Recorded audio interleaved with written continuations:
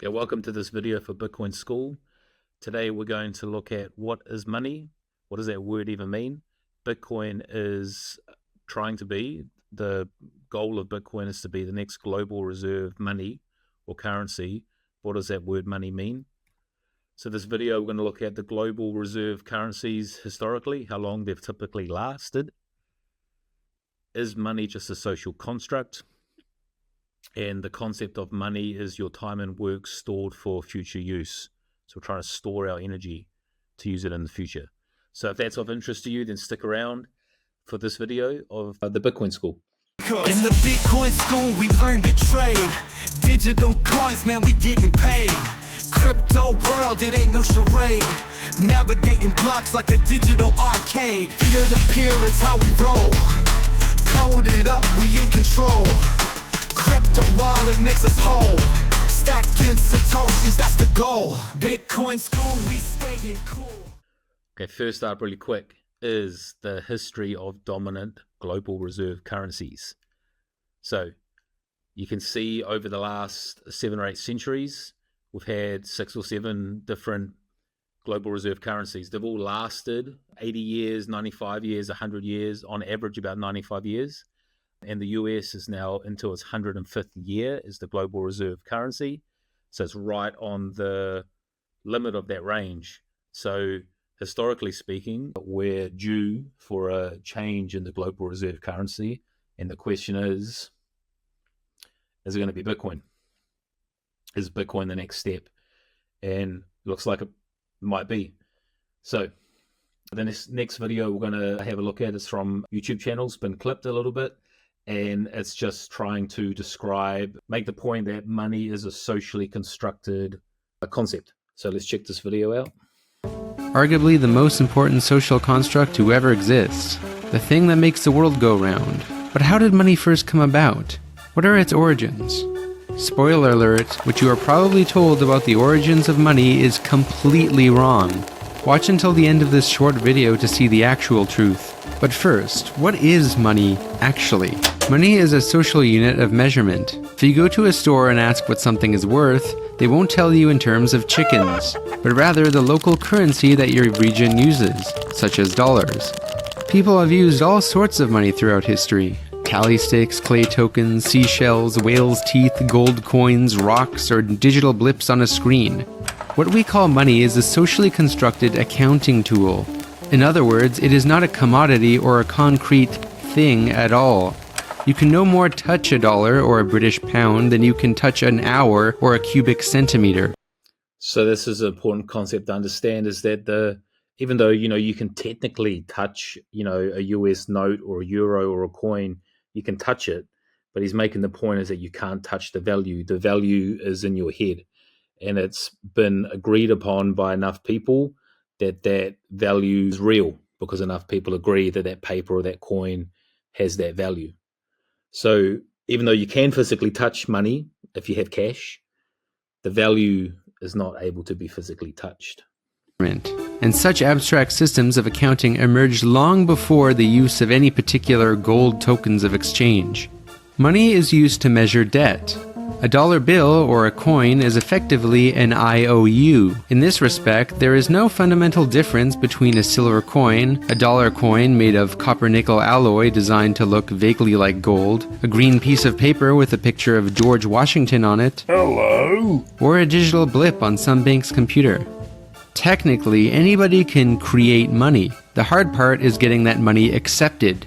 If I tried to buy groceries with So we can all make our own money. We might have done it when we were kids and we swapped, marbles for sweets, or sweets for, favors like, this candy bar, and I get to borrow your bike or use your homework. So we've all had times when we've swapped, where we've created our own money, even if it's just for a moment, and even if it's just with one person or a small number of people. But now with crypto, is anyone can do it. So anyone can make their own altcoin or shitcoin, which is what we call anything other than Bitcoin.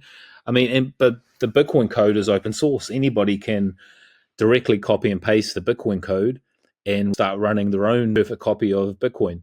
But the reason why it would have a much lower value, or a value of 0, if you were to copy the Bitcoin code now and start your own Bitcoin 2, or that's how Bitcoin Cash and Bitcoin SV were created. They were copies of Bitcoin, and they just changed minor things in the code. But yeah, you could copy the Bitcoin code today and you don't even have to make any changes, but it would have no value because you don't have anyone using it. So the value of your money is really dictated by the number of people that are willing to use it. In the vast majority of cases throughout history, the money that people use is the currency that is issued and backed by a state, or some sort of governing authority. Usually the tax imposed in that currency is what gives that currency its value, because the tax guarantees a demand for the currency and legitimizes its use. It's not just backed by faith, it's also backed by a little coercion. But how did money actually come about? What are its real origins? Tax is a powerful coercion. In most countries, if you don't pay your tax, you can be put in prison, right? So really, we're forced to adopt fiat currencies in our home countries because we need to pay our taxes. And if you don't, you're in big trouble. And the tax happens to be denominated in the local currency, right? So imagine if we were free. Well, we are free to choose our own currency because you're free to choose Bitcoin. So that's the point of Bitcoin, is that you can choose it today, and it can be, because it's global, it's not linked to one country or one place, can be a truly global currency. Origins. Surprisingly, there are very few.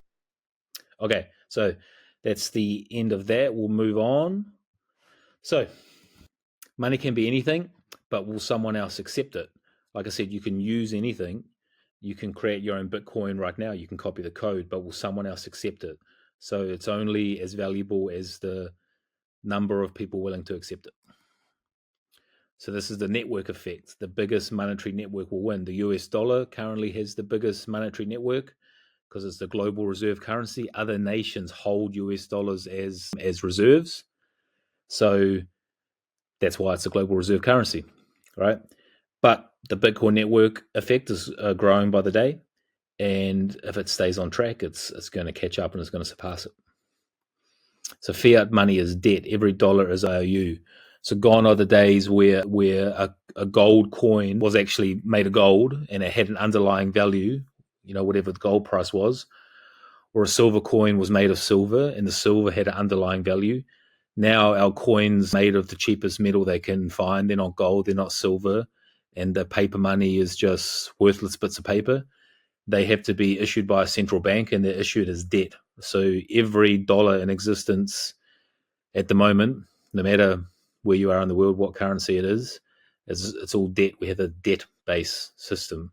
So we really have, it's the opposite of money. What's the opposite of real money? And we've all come accustomed to inflation, right? 2% every year is what they say. But why should money, if we have a good money and a global money, and you're saving this money, why should the money that you save lose value as time goes on? That doesn't really make any sense if you think about it, right? If inflation's 2%, you lose 2% of your money every single year. You have $100,000 in the bank, and then the following year, it's only worth $98,000. Why do we accept that as normal? It should be the opposite. Bitcoin would make it the opposite.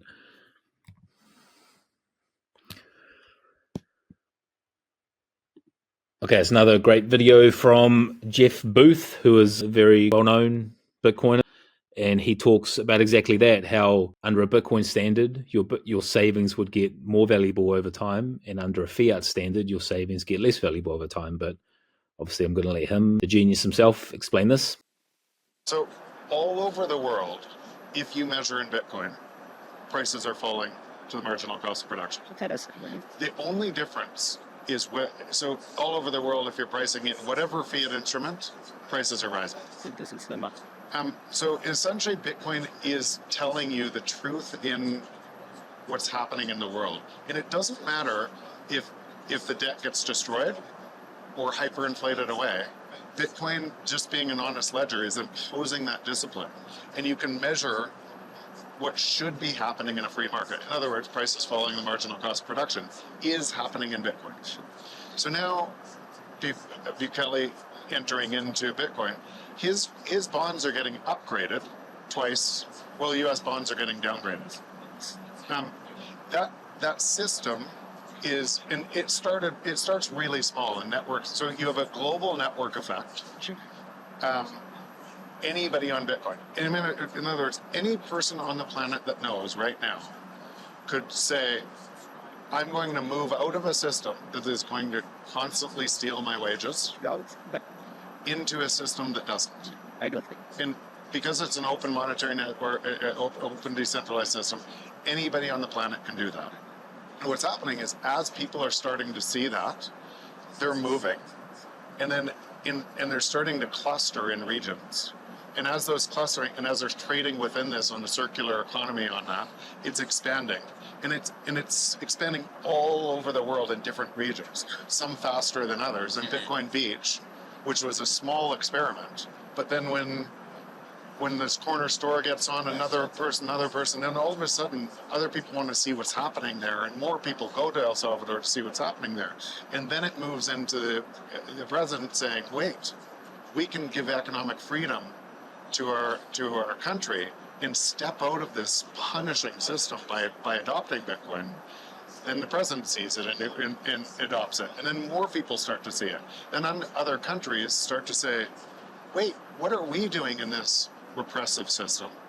We're going to do it. But the point is, and then BlackRock does it, but it doesn't matter who, every single individual on this planet, if they know, can front run the entire everyone else. And that system is for all of us instead of for a small few of us. This clip here, you can see purchasing power, Bitcoin purchasing power in terms of how much an average house would cost you, how much Bitcoin it would cost you to buy it, all right? So we can see as time goes on, house pricing is going up, but the Bitcoin price of that same house is going down. So Bitcoin is deflationary. Bitcoin is making everything cheaper. I'll throw up now a clip of how much iPhones have cost in Bitcoin as time goes on. So things that get, if you start pricing your world in Bitcoin, everything, especially over the long term, like Bitcoin is volatile. So, you can buy it today and it can drop half its value tomorrow. But if you hold Bitcoin for anything more than a couple of years, you'll find that in Bitcoin terms, if Bitcoin's your unit of account, then everything is getting cheaper. While house pricing is going up, but it's getting cheaper in Bitcoin. Figure out what is money. Well, money needs to be three things. It needs to be a store of value, or at least it's meant to be. We know if you've ever held a large amount of money in the bank for a long period of time, you'll know that it's not a store of value, the fiat currency that we have. It needs to be a unit of account. So the money we have does that quite well. You use euros or dollars or Australian dollars, Canadian dollars, New Zealand dollars, whatever country you're in, that's the unit of currency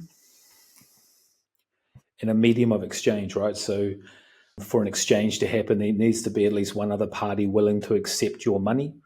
So our current money has this property quite well. So it's really only the first property there, a store of value, that for sure our money doesn't do. But it does act quite well as a unit of account, and it does act quite well as a medium of exchange. So here is a clip from a well-known Bitcoiner, Andreas Antonopoulos, don't know if I say his name right. And he talks about these three properties of money, but actually a fourth one that's come to pass that's slowly crept up on us. I won't say what it is, but there's a fourth one, and it's not good, and it doesn't have to be there, but that has, as time has gone on in the fiat system, this one is slowly gaining prevalence. So who here wants to tell me what the four properties of money are, what the four primary functions of a currency are? Anybody? Value exchange. Medium of exchange, yes, that's one. Fungibility. Store of value, that's two. Fungibility. No, that's that's not a use case for money, but it's a property. 2 more. Unit of account. Very good.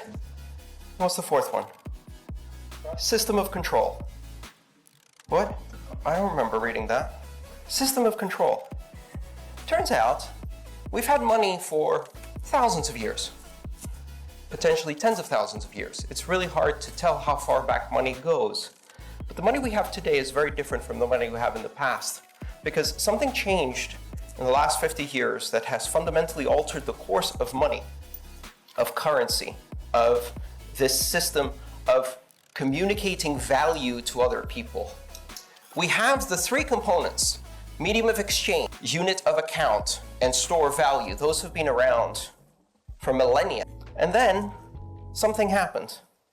In 1970, Richard Nixon signed the Bank Secrecy Act and turned money into a system of control. So Andreas went through these 4 points that we spoke about at the start. The first 3 we spoke about. Meant to be a store of value. Definitely know our money, the bank's not doing that.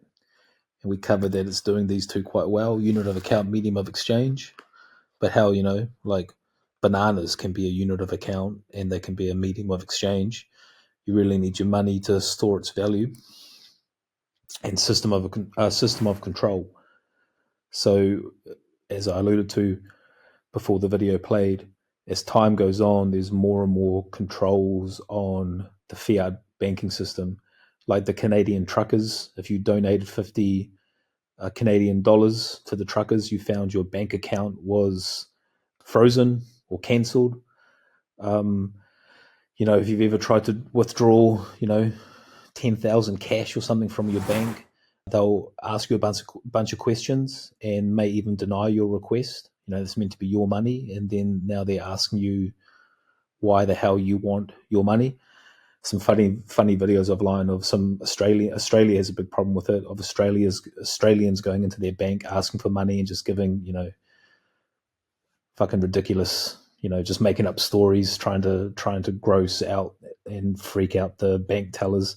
Can't I just take out my money? No, we won't be able to do the money out today. You need to buy her what, sorry? I need to buy my girlfriend a new set of tits. She's thinking D's or E's. I said C's are fine. What do you reckon, C's are fine? I don't know. I'm just leaving my wife.